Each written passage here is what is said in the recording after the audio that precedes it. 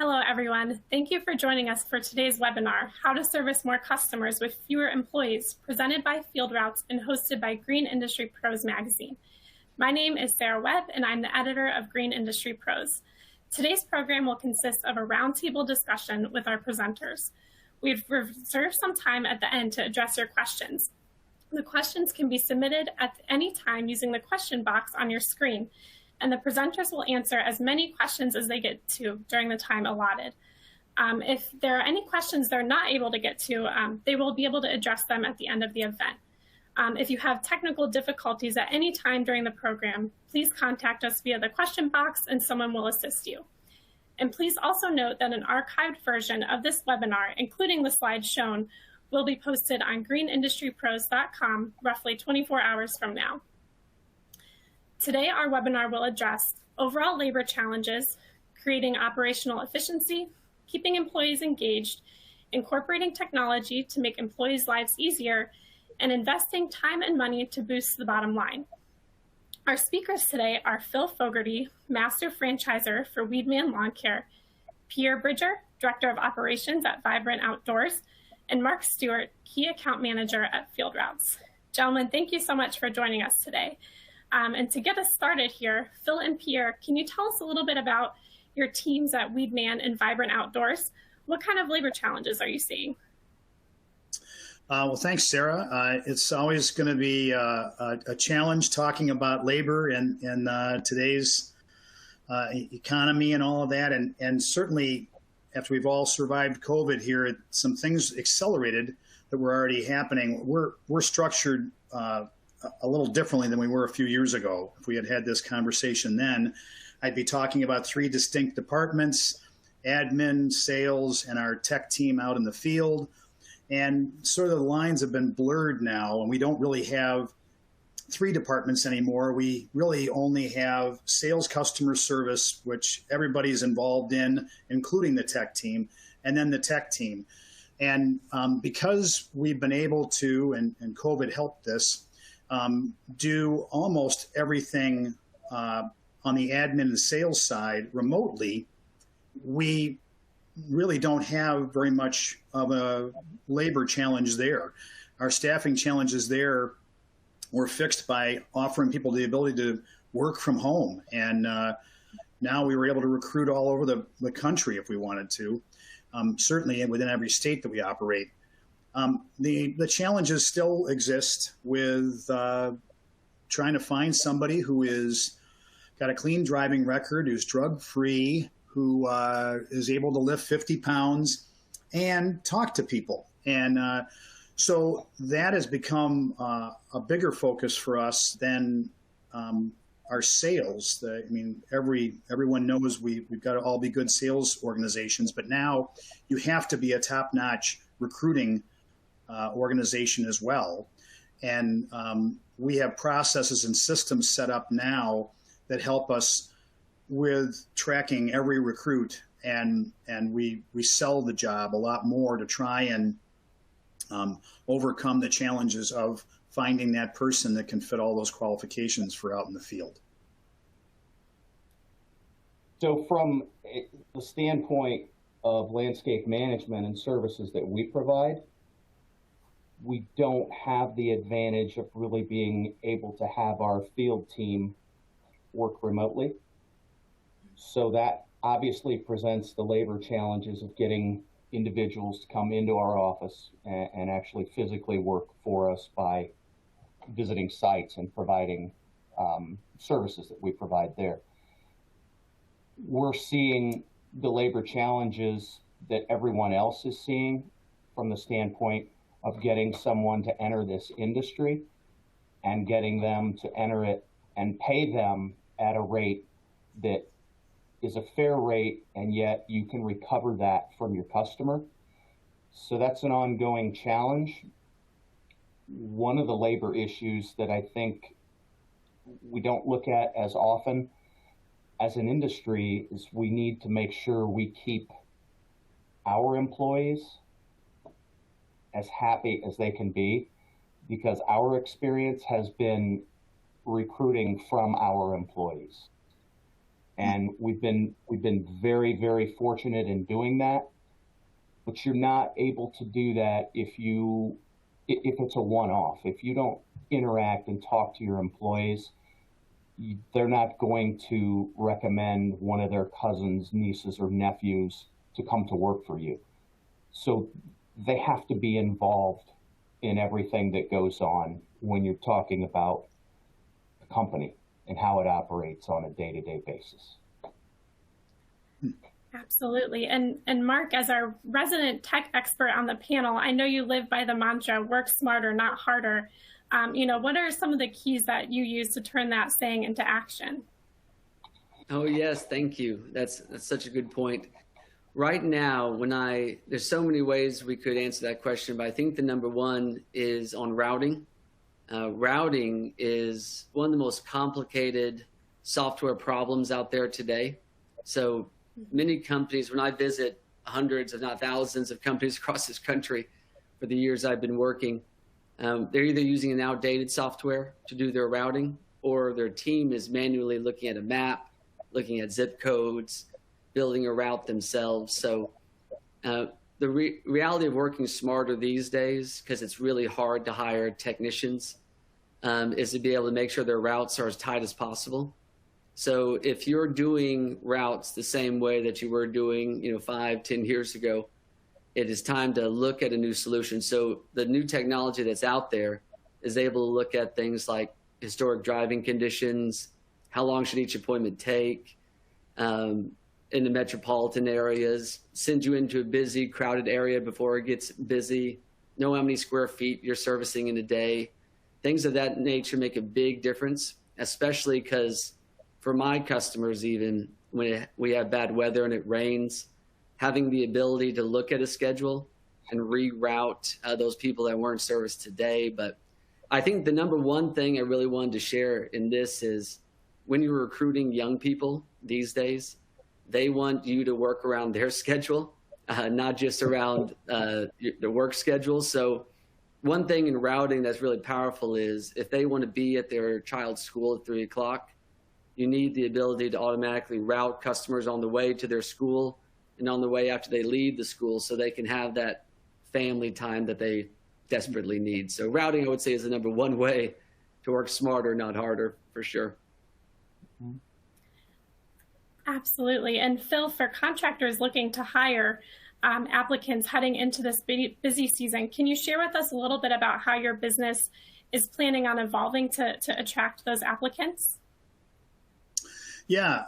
Well, first I got to say I really love Pierre's point about you got to retain employees, and that culture that you have at your company is going to retain them and then be something that they're going to want to share with friends and family members. That's an incredibly good point. And I think a lot of folks are used to just having that. The office was kind of a place where they just came in and went to the bathroom and then went out and they were off to do their work. And they were kind of, it wasn't treated like a real business in a lot of the landscape companies I've been in, where you need to create a professional atmosphere if you want them to be professional and feel good about their job and want to share it with their family and friends. So it's so much about how we think of our own company and how we're going to retain them. And what Mark talked about with making them more efficient, if you can help someone be more efficient, we pay production pay. So every efficiency we give our employees is like giving them a raise. And they feel that much more proficient about the job they're doing. I think in general, the green industry has an image to overcome, because when we're recruiting against other businesses, I don't think there's anybody out there that has parents that said, I hope one day my kid will become a landscaper. It never happened, I don't think, right? So they've got to be able to convince the people that are around them that this is not a summer job. It's a real job and it's a real career. And what both of you guys were talking about is making it feel much more like a career type of opportunity. So, how we're trying to get them in the door is, again, it's more like a sales process to me. It doesn't resemble how we used to place an ad and then have people come in and we'd interview them and we'd hire people, right? And that was the process. Well, now the process is social media. It's posting ads in all kinds of places on online so that they're going to find it not just in an ad in the paper. And it's got to be attractive and it's got to sell the job. There's a great company in Pennsylvania called Moyer and Sons that offers all kinds of different home services, pools and HVAC and lawn care and pest control. And they're 98% staffed and have been all throughout this. And what I found out and what I learned from those guys is that they absolutely sold the job. And as a matter of fact, they had their salespeople follow up on anyone who raised their hand on any kind of post or anything where they were replying to an Indeed ad or LinkedIn or anything. Their salespeople followed up and sold the company and sold the job and talked about what a professional atmosphere and what a great place it was to work. And they got their people, they got folks to show up for interviews that way. So we have copied that, and we're doing as much as we can to get them in the door. We even incentivize the people that are answering our phones that if you get them to show up for the interview, you get a bonus. And so it's the incentives resemble so much like sales. It never was that way, and now it's so competitive for talent. We've basically got a sales organization set up to get folks to show up so we can show them what a great company we have, what a great atmosphere and what a great company. And this is something that you really want to show up for and give a try. Absolutely. And adding on to that, Pierre, what is your company doing to stand out on the crowd? Are you doing more marketing or are more your efforts focused on the operational efficiencies? Well, we're doing a little bit of both. So we're marketing to some production builders that we really haven't done business with in the past, and trying to offer services that make sense for them to improve the home sales process for their customers. But from an operational standpoint, I think a lot of companies sometimes forget that some of the efficiency experts that exist at your company are not your owners. They're not your operations supervisors. They're your field team. And if you want to learn about efficiencies, interact with them, because they're going to tell you what works, and they're certainly going to tell you what doesn't work. So we're trying to do both of those. We're finding from a marketing perspective, we have to be more creative to market to some companies that might not be our traditional customers. But we also know from an operational standpoint, we've got the efficiency experts here. It just may not be the people that everyone thinks of. Okay, I see. And Pierre, I know that you've been a proponent of two-man crews as a way to get jobs done faster. Is that something that you think still works in this current labor market? What's your strategy for this upcoming year? So, yes. So, I mean, we've partnered with another company to help improve our ability to finish our mulch services on a more timely basis. I'm not opposed to working with competitors, other contractors. I mean, if it's a win-win situation, we'll work with anyone. From a two-man crew, absolutely, because I will always tell you, for instance, if I look at our mulch hours or our pruning hours, and I look at the man hours it takes to do a job, I am always more efficient with a two-man crew. But that also means that your customers, whatever type of service you're providing, your customers need to be very aware of that. So if you've got, for instance, a pruning job that's, 200 hours, and you're going to have two team members complete it, that needs to be very clear with your client so that they understand why your team is showing up day after day after day. What we've also found is that if you communicate those items with your clients, most often it's not an issue. That makes sense. It's always, it always goes back to that communication is key, both with your employees and with your customers. And, I know that technology can definitely help with some of the crew staffing issues as well. Phil, you mentioned robotic mowing as something you're testing out. Can you tell us a little bit more about that? Yeah, so Weedman and Mosquito Hero are two brands that work hand in hand on application services, do not do any mowing. We've never done any mowing. But the advances in robotics has had us testing this for the last couple of years. And so we started in 8 markets this year where we're offering a robotic mowing service called TurfBot. And it's coming. It's going to happen. It's just a matter of when. This might be really early on the curve because when you think about the labor issues we're having, that's something that can be, I guess, mechanized or roboted, whatever the word is, robotized. I don't know what I'm making words up here, but I mean, you can do this with a robot. It's like a Roomba for folks that haven't seen these, and they've been at the trade shows for a few years now. But what's remarkable about it is you've got a lawn that is mowed all the time.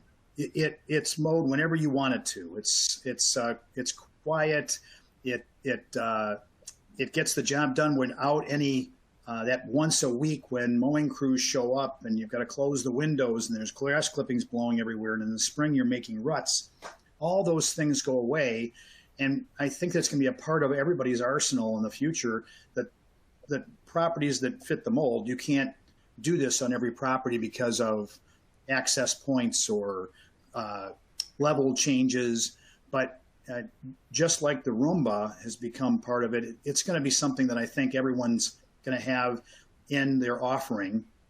And for the folks that are worried about an environmentally better solution, with California proposing 2-cycle engines not be sold soon, this is one of those things that's going to become a good alternative. And when you're mowing a lawn all year long and use $12 worth of electricity, and don't produce any noise or exhaust, it's going to become something that people are going to require of companies. And it may end up being that they subcontract from companies like us, because there's certainly some technology to get used to there, platforms to make sure that you can control the robots from a distance and things like that. But it also is going to be part of what I think most folks are going to do to help with the continuing crunch of labor, and use the labor to do things that are more profitable, more pruning. Pierre mentioned the mulching is something that could be done with outside sources, and it may be mowing is that way as well with the robots or robotic company. Definitely. It'll be interesting to see where it all takes us over the next several years. And, Right. Mark, when it comes to managing your human crews, can you talk to me a little bit about some of the technology that helps you to do that? Yes, so that's a perfect question. It's funny because technology, you just want it to work. That is the main thing. So whether you're halfway through a job and you lose internet connection, you definitely want to make sure that the software is reliable, that they've updated the app within the last couple of years to have all the latest technology. Those kind of things make a big difference. But really where I get passionate about is how to help people, especially young people. So what I find is when I was actually a manager, what I really loved about the data is some people love to look at data and find what's wrong. And so I've had some great mentors in my life tell me, you don't dig through the data to find the dirt, you dig through the data to find the gold. So use the data on the mobile applications to make sure that they are where they say they are they showing up on time, servicing the service in a timely manner. But I think the biggest thing that I find is when people are doing a really good job, those are the people you need to reach out to and say, thank you, you're doing a fantastic job. And when you give a little bit of encouragement to those people, they just shine. And if they enjoy their job, they're recruiting their friends to come work for you. So the big key is not find those couple of individuals that are causing a little bit of trouble, which of course is important, but it's really important to find those good employees and how they're doing on the mobile app and make sure you reward them for all their hard work. It makes a big difference. Gotcha. And, you know, does that kind of, you know, would you say that using that technology can also help make for happier employees, Mark? Oh, absolutely. I think the biggest thing about making happy employees is relieving stress, because I think we all know, you know, what's going on in the news, what's going on in life, your kids at home, everything of that nature. The last thing you want to do is cause your team more stress. And sometimes with older platforms, you're actually holding the team back. So when you have a newer platform, one of my customers, I was visiting their office a year after they switched, so this is a good story. They asked me, it was about 4 o'clock, and we were about to go get some dinner. And they asked me to look around the office, and I looked around and I said, what's the matter? He goes, do you see anybody? And I said, there's nobody here. And he goes, in 20 years, I've never seen the office empty until 6 or 7 o'clock because it's so hard to get things done with our older system. So I think the end of the day is when you're taking away half the time from scheduling and half the time from billing and taking away reporting time and Excel spreadsheets and all that, when you relieve the stress of your team, that's where you're going to see, you know, tremendous success. So technology can really help the team out a great deal. So that's a perfect question. And Peter and Phil, I was going to ask you to jump in on this too, of just what types of things you're using to keep employees happy and engaged as well. Well, I will tell you from our standpoint, we try to engage them by including them, by making them understand that our successes or failures are directly related to what they involve themselves in or they don't. And we want them to buy in, because when they buy in, they understand more about how what they do or what they don't do affects the entire office, the entire company. Interaction, though, with your employees is the key. And just like Mark said, when you talk about wanting happy employees, they'll be a lot happier if you spend time with them and meet with them on a regular basis. Again, it can't be a one-off. And it doesn't have to be a long conversation, but you need to find out how they're doing. And the other part of these conversations and interaction that I've found is sometimes they're not always comfortable conversations. And that's okay, because not your everyday life, we all go through struggles. So not every day is comfortable. So we need to have those conversations with our employees. And I can promise you, when you do, you'll get the respect from them, because they know you're treating them not like just an employee, but you're treating them like a human being. And that's really what they want. And that goes back to, you know, employees being happy. Wow, that's great points. You know, Mark's point about trying to get them out early and not on weekends is what we've found is this generation does not want to do the 6 days working, and they definitely value their time as much as they do money. And you know, so that's that efficiency thing again, and making sure that they see that their managers and the owner of the company want them to be efficient so that they can get on with their lives. Huge part of a successful company's culture is respecting the time of the employees. We have a thing in Weedman that we call the management circle. And it's what I love about the industry and about I've been able to interact with so many small business guys.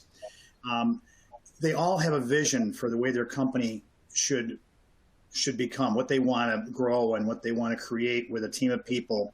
And we have a model where we take the vision of the owner, the franchisee in this case, and we plug it into a business planning process. And then out of that business planning process, we know we've got to recruit to fill all the spots. And that recruitment process then turns into how we train them. And then by checking back with them, and this goes to Pierre's point about being really involved with them and not just handing them a job description and giving them 1 day of training and setting them off on their own. They want to feel like they're valued enough to be given good training and feedback And then if it's not working, then we look at ourselves first to say, are we not doing enough training? Is the system set up properly to help them succeed?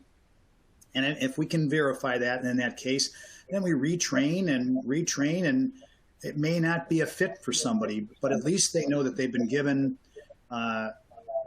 all the attention that, like Pierre was talking about, the respect and showing them the value of giving them really solid training and making them feel like they're a part of something bigger than themselves. And so, as we evolve the companies, we're going to have to get technology is going to have to play a big part in it, but we can't ever forget about the fact that they're people and they need to feel valued. Everybody gets up in the morning and looks in the mirror and wants to be the very best they can be that day. And those are the kind of people you want to work for you. And it'd be worse to, right? They say it's worse to train people, not train people and have them stay rather than train people and let them go on to be something else, right? We want to create people in our company that are going to be the best they can possibly be. And that's who we want to stay. So giving them really good training and being really involved with them, like Pierre was saying, and giving them the efficiencies like Mark was saying, is so important. It's not realistic. I want to jump in just for a second. It's not realistic as an employer to think that we can have people come to the office and go through their day-to-day work, and we're going to train them minimally. We're going to provide minimal information about the company. We're going to interact minimally. It really is not realistic to expect them to give to us. We have to invest in them. And I think in the future of this industry, with younger people that we're going to need coming into the industry, we're going to have to make sure that they are buying in. And the only way they're going to buy into anything we want to do as a company or an industry is we have to include them. So Phil, that's absolutely correct. That is a really good point. Just, going back to the fact of treating your employees like humans and, also bringing in the technology aspect of it to help make their lives and their jobs a little easier. And Mark, I wanted to pull you into this too. How hard would you say it is to select and implement technology for, some of the small businesses that you've worked with? Yeah. I do think anybody that says like learning something new is easy, it's definitely not easy to learn something new. But the good news is with great companies, what they do is they highly invest in training. So like you all said, if you in the past, what people used to do is just hand you the software and say, good luck, here's some videos. And fortunately, what we've done is we've hired a whole team to really hold people's hand and walk through the process, make sure they don't just learn the basics, but every minute detail. Because if you don't invest in that, you're obviously not going to have the success. So you're absolutely right. But I think the biggest thing for me when I see these companies and I see the companies that do it well and the companies that struggle is it's all a mindset, because there's always something that's going to want to pull you in another direction. There's always some other thing you might need to worry about, in life or at work. But for those companies that have that mindset that I'm going to figure it out, I'm going to adapt and overcome, those companies tend to transition a lot faster. Every company transitions, just some do it a little bit quicker than others. And then they start seeing the success right away. So it's about having that mindset that we don't have to drive that pickup truck that we drove 20 years ago. It's all right to buy something new, push button start, and heated and cooled seats. So change is going to be a good thing. Absolutely. And you mentioned, investing in software and, just making sure you're taking the time to train your employees. And this next question is for all of you. Can you give me some examples of how investing that time or money up front can have a really big impact on the bottom line? I'll jump in. It's a point actually I was thinking about adding earlier. Entrepreneurs always have a story, And the onboarding process is really important when you think about how many times you have somebody not show up for the interview and then not show up for the first day and then not show up for the second day. So we're selling it all the way through. And on that first day, we've encouraged all of our franchisees to create a video if the owner isn't available to greet them, to create a video that tells the story of their career in their company and how they got there. And investing in a great first 2 or 3 or 4 days for new employees is you'll get so much return on investment, because it takes so much effort and time and money and energy to get people to the point where they actually show up for the first day. And telling the story of the company and how they're going to fit into it, and introducing them around, and investing a lot of time in that first few days to make them feel like they've done the right thing, made the right decision, especially because they're going to get not the best feedback from outside sources when you join a blue collar kind of job like this. And and then, like we talked about before, we do a lot of training throughout the process in the first week or so, then throughout the time giving them feedback. We have different services we're offering all year, so we're constantly training on new opportunities and new things that we're providing for the customer. And then we do summer meeting kind of things for education and for fun. But at the end of the year, we have a huge celebration of the success we've had at the company. We encourage our franchisees to bring as many of their teammates as they can, because they benefit so much from the energy of all the other people being there, and it's a way of including them in the success and the celebration. It's not just for the owner or managers, it's for as many people as they feel like have earned the right to come in and represent their franchise amongst the bigger group of franchisees. And that's an investment each franchisee has to make. But you hear stories afterwards when they come home from something like that.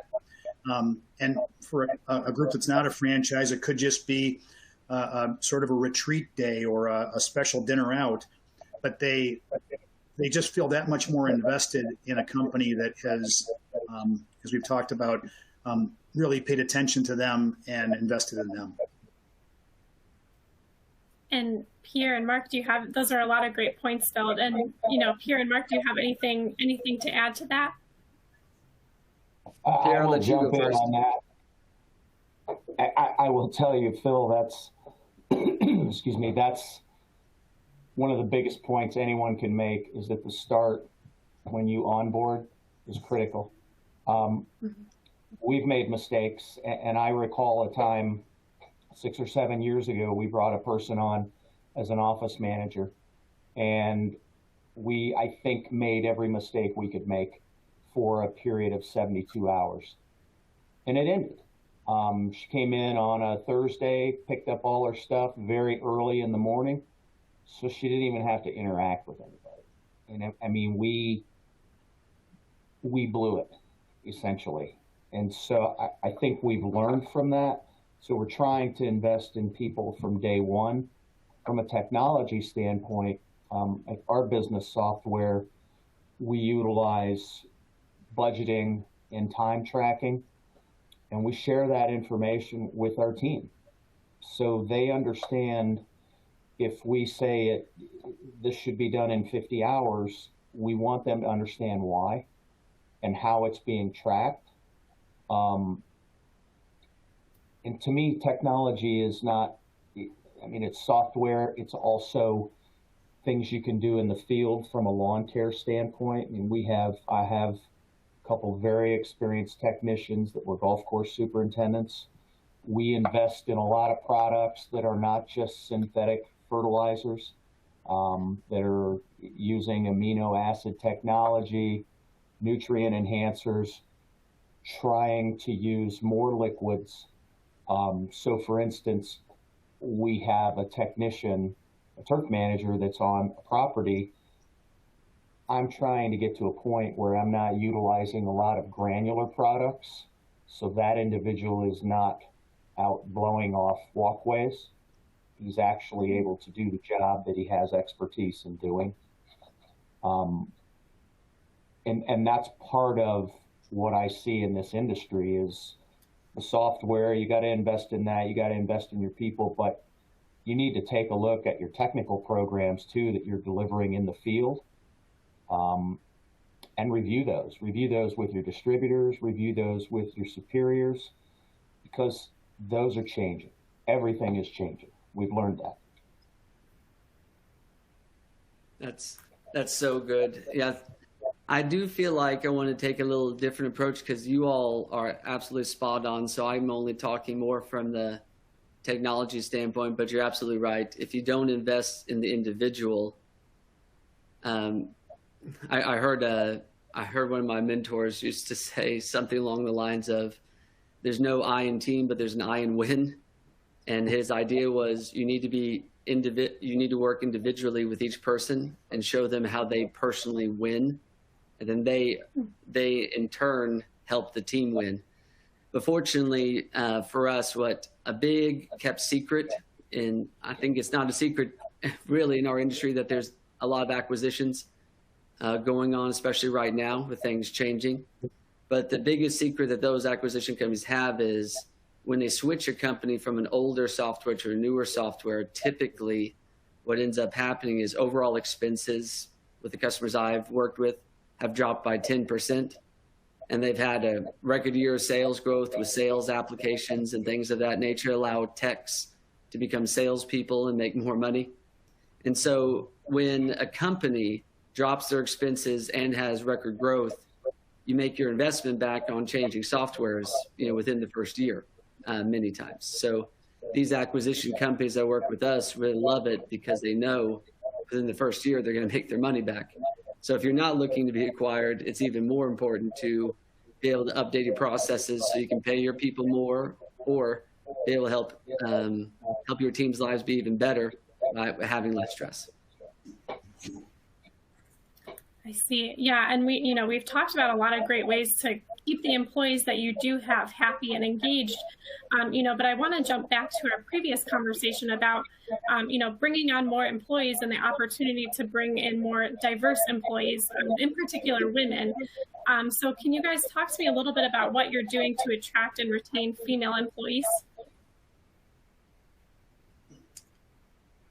Sure. We really have never not encouraged female employees. Our CEO, Jen Lemke, is a great example of how there is a place for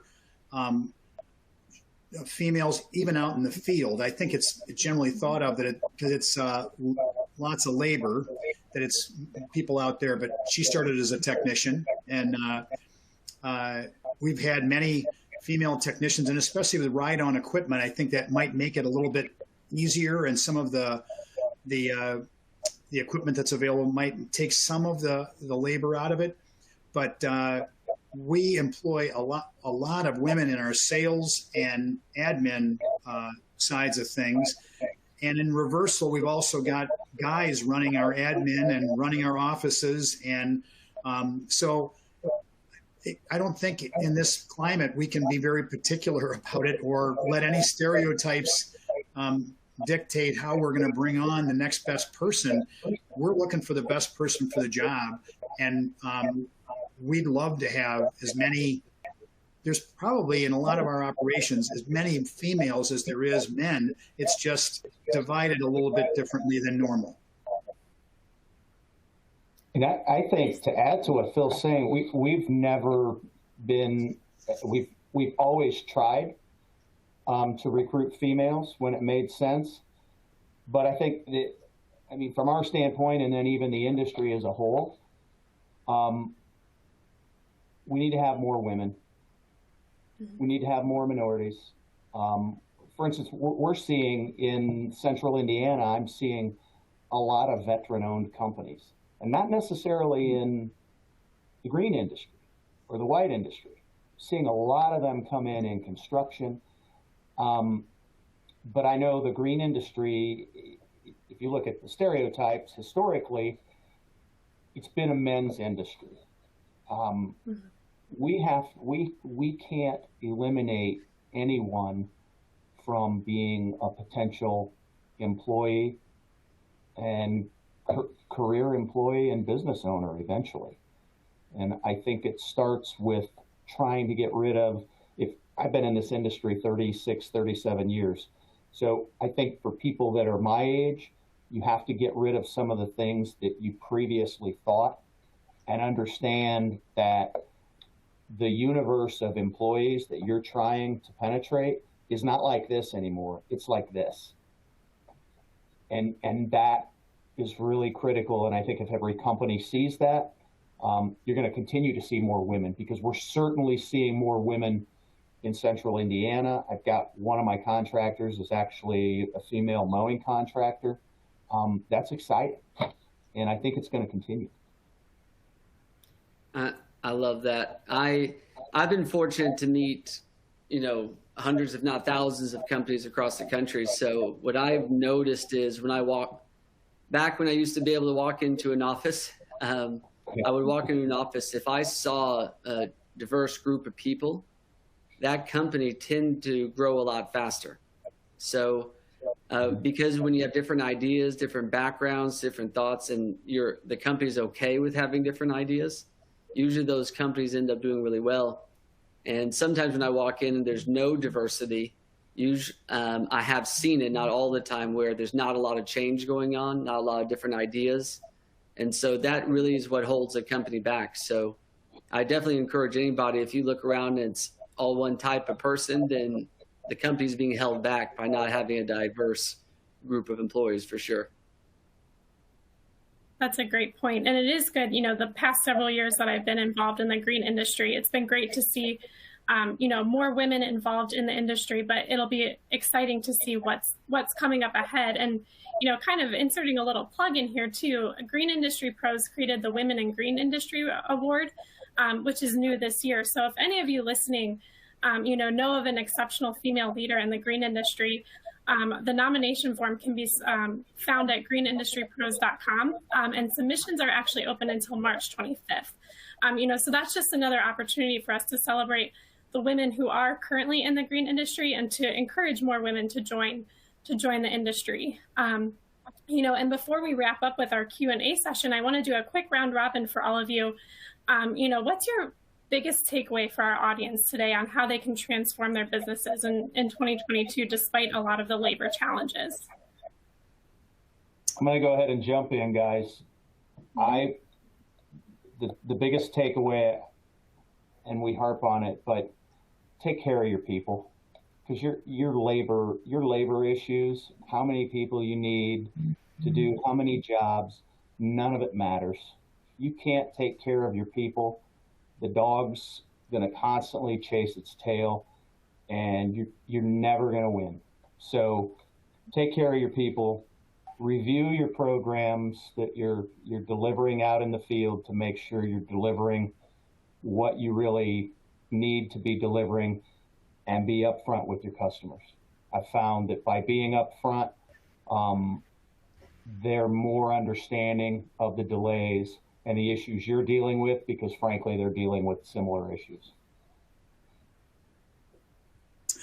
Yeah, my takeaway is two-pronged, I guess. One is have a really well thought out process. You can't expect to win in the recruiting game and the employment atmosphere now if you don't have a really good, well thought out process that you're tracking where you're getting the applicants from, whether it's social media, things like Facebook and Instagram, or if it's LinkedIn or wherever, so that you know where you can invest your money, and make sure that you can track every applicant all the way through. You can't allow people to wait days. They're going to find another job already. You've got to be on top of it and really work a process. It can't be like it used to be, where they're going to come in, and if you miss one or two, oh well, there'll be more behind them. It's not that way, and we all know it now.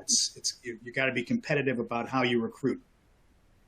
The other takeaway I wanted to, and it was something that Mark said about acquiring companies. We're starting to look for the aging landscape lawn care person out there that maybe is looking to get out of the business. And we're a lawn care company, so we're mainly looking for those that are maybe looking to retire from their lawn care career.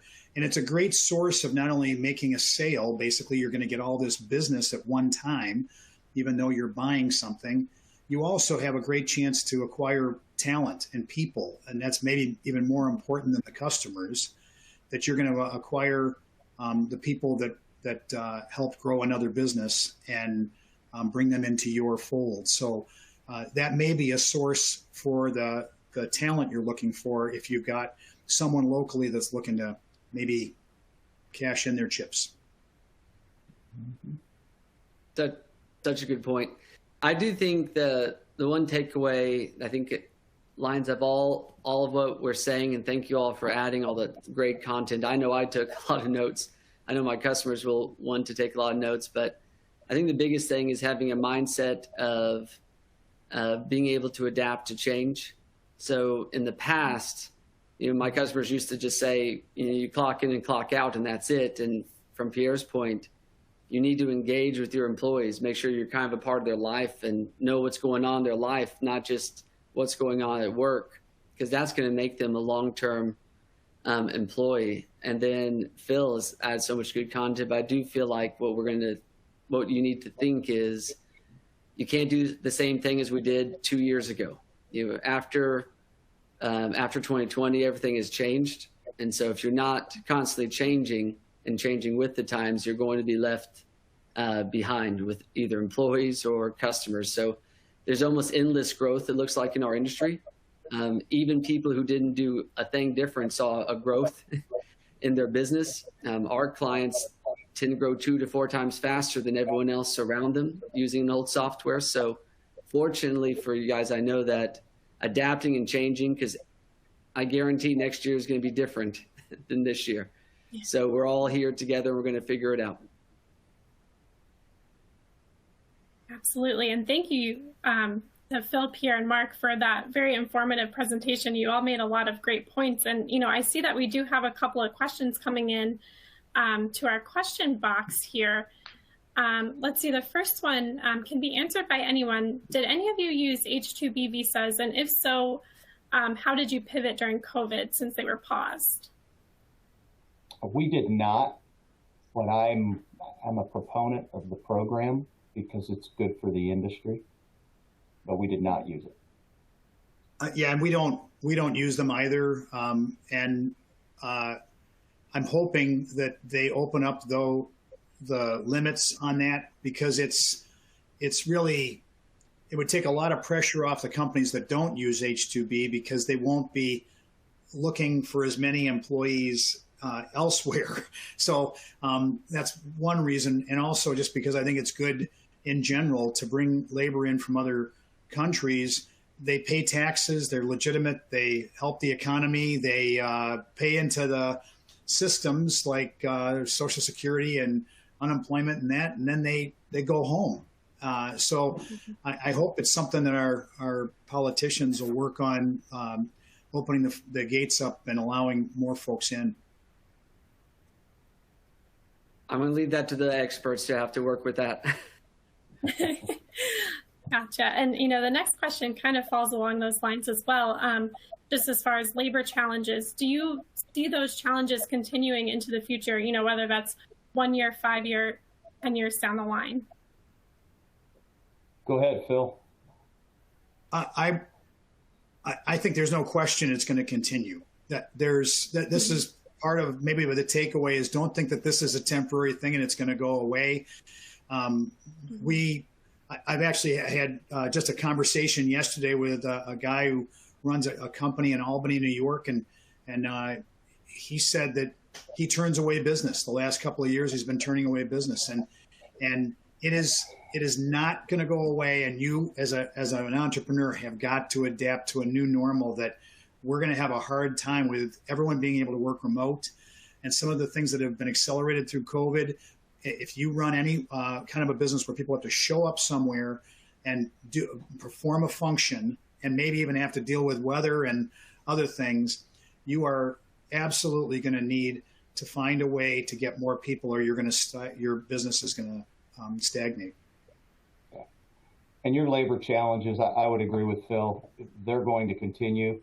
I think you're going to see peaks and valleys, but I don't see this changing. I see it being very difficult, and I see the companies that are successful are the ones that are not going to eliminate any potential group of people from being a team member. The labor challenges are here to stay. We're seeing here in central Indiana, we're seeing a contraction of the mowing contractors. We're seeing a contraction of snow removal contractors, and it's related to labor.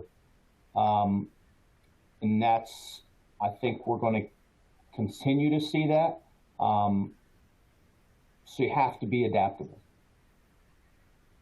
I completely agree. So I spent some time at Career Builder, so knowing about the job market is part of what they trained us on. So the big issue we have here is in the past, maybe an individual had about 100 job opportunities, and now you're talking thousands because you can work remotely.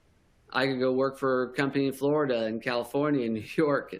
It doesn't matter. I'm here in Dallas, Texas. So you're competing with a lot of different opportunities now instead of just the local employers. So the competition is what's raising the bar here. So if you've got to be able to think differently, be able to make an impact in those individuals' lives.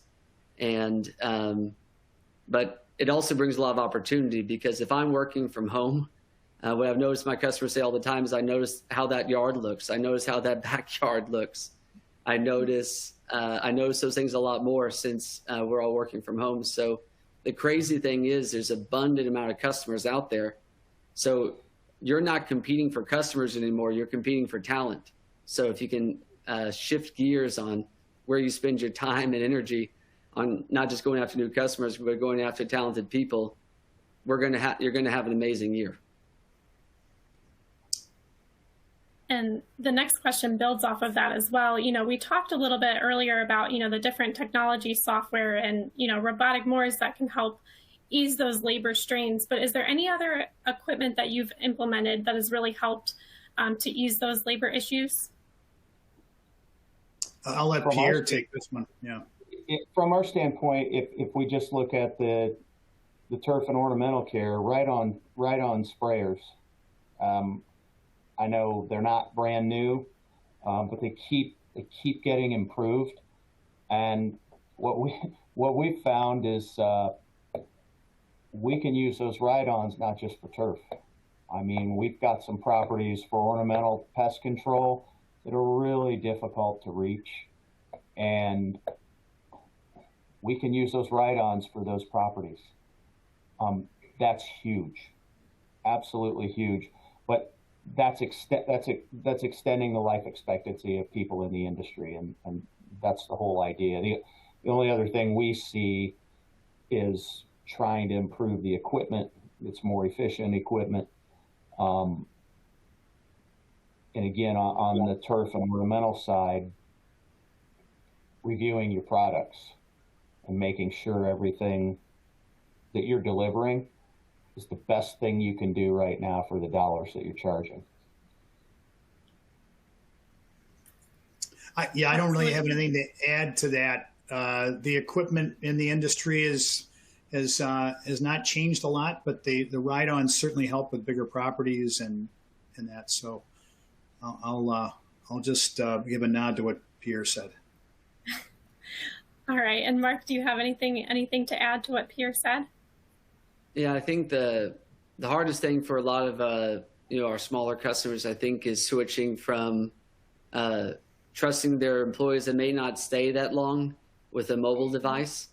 So I have seen it to where companies allow individuals to use their own mobile device, or they continue using paper for some individuals and mobile apps for others. But I do think the biggest thing in our industry is exactly what you guys said. Being able to allow that individual not to carry heavy loads makes a huge difference just on their longevity and not wanting to take a desk job that as long as you make their life easier and you care about them, you're going to have a great employee, for life. So that's my 2 cents. Yeah, and I'll add on to that. I didn't think of equipment in that way. I was thinking more of equipment to get the job done. But we have run all of our trucks off of tablets now, and what Mark just said is absolutely. Hopefully, people out there are not running off of route cards like we used to, or whatever. But having them there are. Yeah, and I mean to have live information and have your office know exactly what happened when a guy just got done, instead of having to wait until the information comes into the office. I mean, it's invaluable for customer service. And again, it makes the person feel connected to the office, so he's not out there on his own. And I guess the only other equipment thing that is obviously coming, I don't know if I guess there's an efficiency with it, is switching to battery-powered equipment versus gasoline-powered equipment, because that is going to happen as well. They're starting to legislate against it, and having your trucks outfitted with power strips and the ability to charge equipment on the go, and that's coming as well, along with the robotics. Absolutely. And it looks like, unfortunately, that's all the time we have for questions today. But I do want to make a note, if anyone in the audience does have any more questions, please feel free to submit them, and they'll be answered by our panel afterward. And I do want to thank again Phil, Pierre, and Mark for joining us today, and thank you for all of you in the audience who are participating. And as a reminder, I want to let you know as well that an archived version of this webinar will be posted roughly 24 hours from now on greenindustrypros.com. This concludes today's program.